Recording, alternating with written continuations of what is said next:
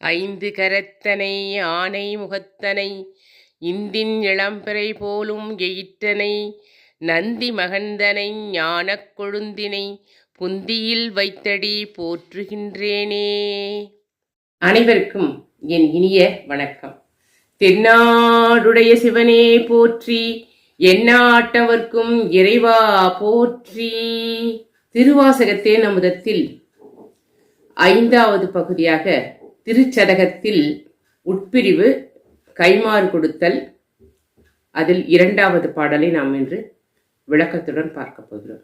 உண்டு ஓர் ஒன்பொருள் என்று உணர்வார்க்கு எல்லாம் பெண்டீர் ஆண் அலி என்று அறியொன்கிலை தொண்டனேற்கு உள்ளவா வந்து தோன்றினாய் கண்டும் கண்டிலேன் என்ன கண் மாயமே.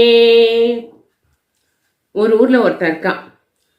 அவன் கடவுள் நம்பிக்கை இல்லாதவன், நாத்திகம் பேசி நாத்தழும்பேறியவன்.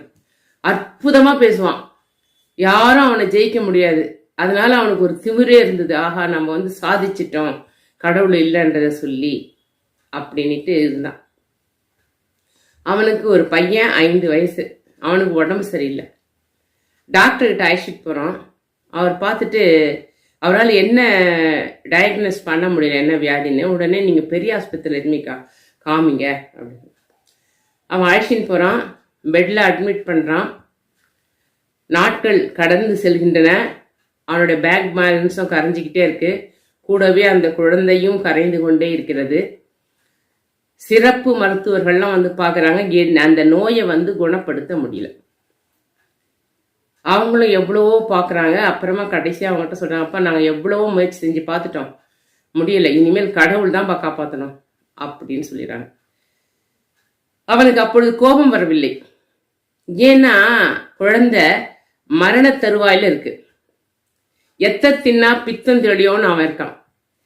கடவுள் தான் காப்பாற்றணும் அப்படின்னு சொன்ன உடனே அவனுக்குள்ள என்ன தோணுதுன்னா, இத்தனை நாளா தெய்வ நிந்தனை பண்ணோமே, ஒருவேளை அதனாலதான் இந்த மாதிரி நடந்துடுச்சோ அப்படின்னு ஒரு பயம் வருது அவனுக்கு.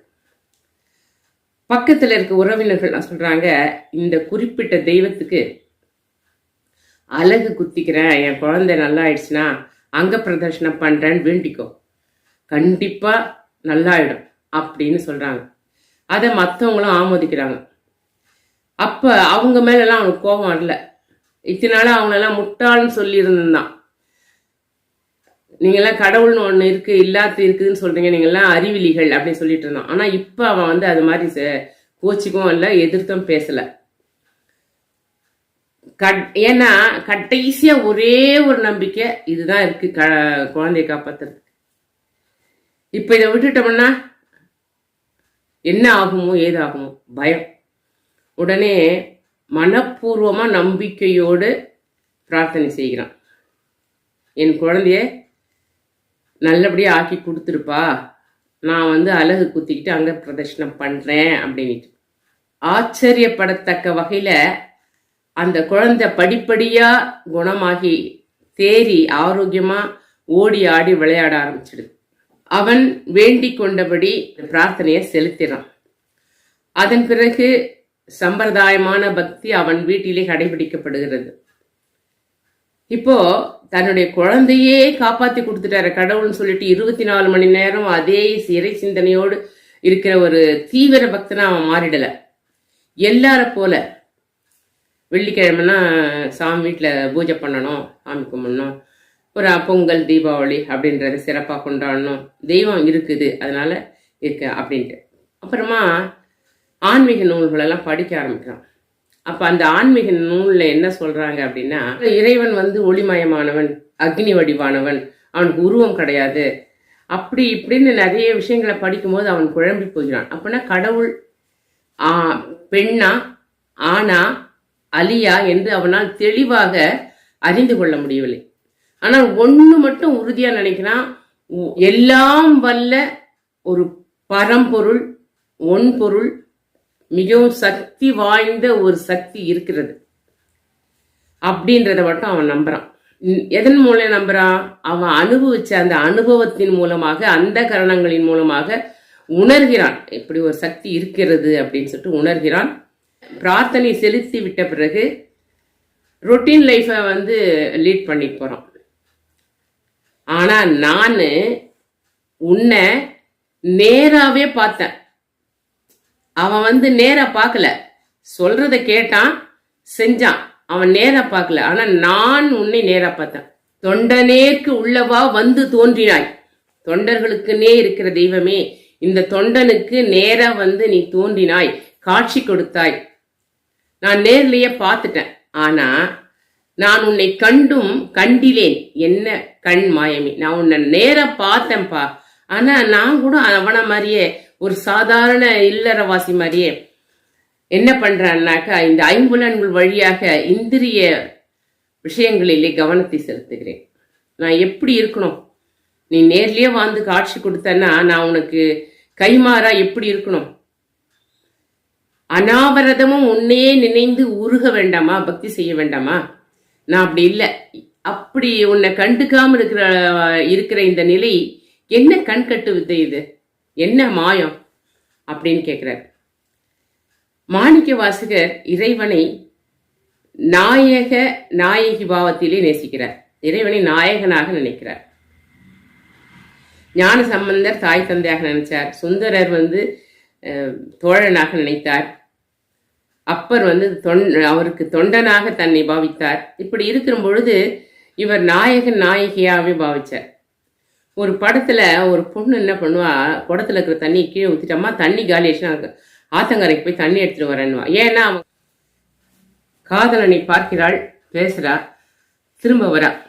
வீட்டுக்கு வரும்போது வெறும் குடத்தோட வரா. என்னடி இது, தண்ணி எடுத்துட்டு வரேன்னு போன, வெறும் குடத்தோட வர அப்படின்னு அம்மா கேட்குறா. அப்பதான் அவளுக்கு தெரியுது, நம்ம தண்ணியே எடுத்துட்டு வரல, வெறும் குடத்தை எடுத்துட்டு வந்திருக்கோம் அப்படின்னு. சரி சரி போயிட்டு டிஃபன் செய் அப்படின்ன உடனே அவன் தோசை ஊத்துறா பாருங்க. நல்ல மாவை கரைச்சிட்டு அவனுடைய ஞாபகமாகவே அந்த தோசை தவா சுத்தி ஊத்துறா. வெளியில அந்த தோசை தவால ஒரு சொட்டு மாவு கூட விழல, எல்லாமே வெளியில தரையில விழுது. அந்த அளவுக்கு சிந்தனைகள் அந்த காதலன் மேலே ஒருமுகப்படுகிறது. அது போல அல்லவா நான் இருக்க வேண்டும். நான் எப்படி வந்த ஒரு சாதாரண இல்லறவாசி மாதிரி இந்திரிய விஷயங்களிலே என் மனத்தை செலுத்துகிறேனே, இது என்னப்பா மாயம் அப்படின்னு சொல்லிட்டு மாணிக்க வாசகர் மிகவும் வருந்துகிறார். இங்க நமக்கு ஒரு மெசேஜ் இருக்கு. என்ன அப்படின்னா, இறைவன் இருக்கிறார் என்பதற்கு ஆதாரமாக இந்த 4 பெருமக்கள் 63 மற்றும் பலர் இறைவனை நேரிலேயே கண்டிருக்கிறார்கள். அவர்களுடைய அனுபவங்களை எழுதியிருக்கிறார்கள்.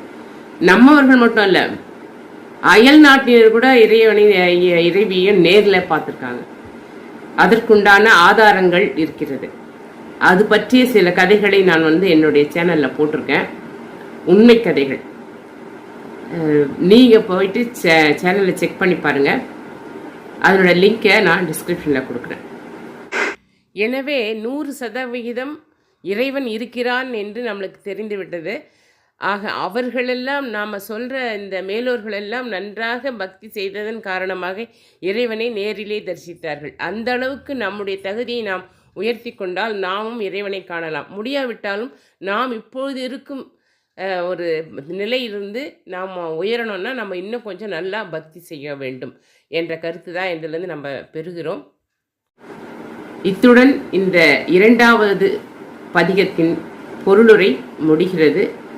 மீண்டும் 3வது பதிகத்தின் விளக்கத்தோடு உங்களை சந்திக்கும் வரை உங்களிடமிருந்து விடைபெறுவது வேலூர் காந்திமதி. நன்றி, வணக்கம், வாழ்க வளமுடன்.